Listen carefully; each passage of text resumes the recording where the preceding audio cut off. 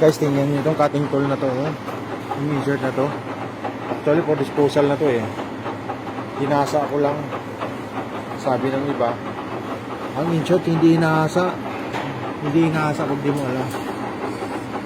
Ngayon, para ma-utilize ko to, kaysa i-dispose, hinasa ko, tingnan nyo pumasada. Ang lakas nito. Kawasan ko lang yung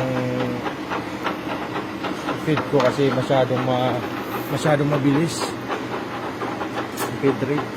Ganun nyo. Kain tayo ng mga 4 mm. Mabagal ah.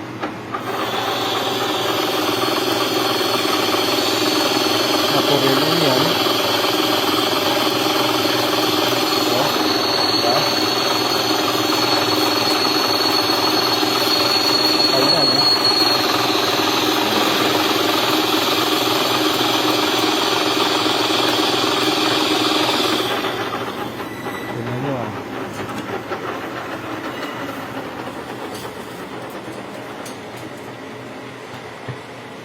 Ngayon yung mga foreign yung mga pabas ko.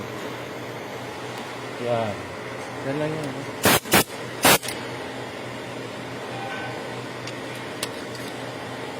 Okay.